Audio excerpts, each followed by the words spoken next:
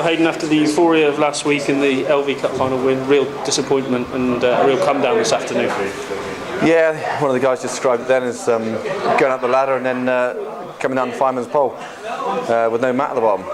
It's a real tough day at the office though. We saw Leicester come at us right from the very first whistle.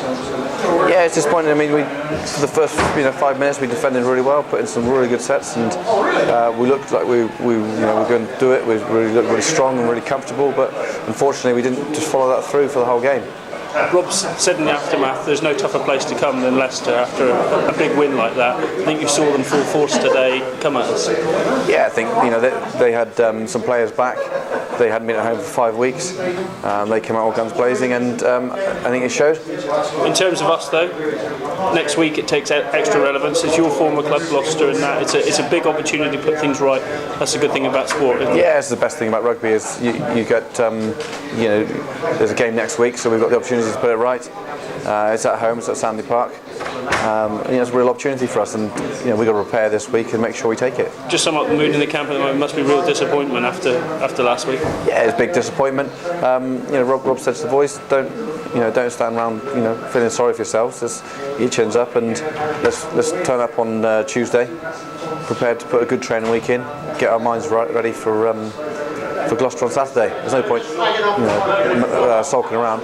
In terms of the top six, how do the boys view it now? It's a big ask, isn't it? Especially with results this weekend, but hopefully victories all the way in and you put yourself in the mix. I still think there's a lot of points available. A lot's going to change. We just got to concentrate on getting our performance right, getting the wins, and then if we can do that, then hopefully results come our way and we can get into the top six. One of the positives about Exeter, we know we'll always play till the end. I suppose Witz's try at the end was a culmination of just going for it still. Yeah, I think we could have done with playing a bit earlier, we always play to the end, and it's the same with the season. We'll play for every last minute and get as many points as we can, and hopefully get ourselves into sixth.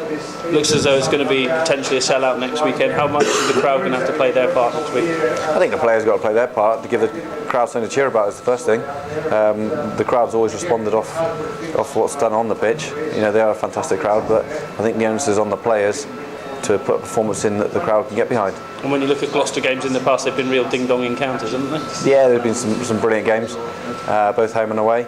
Remember our first game in the Premiership was against Gloucester at Stanley Park. We all know that one. Thanks, mate.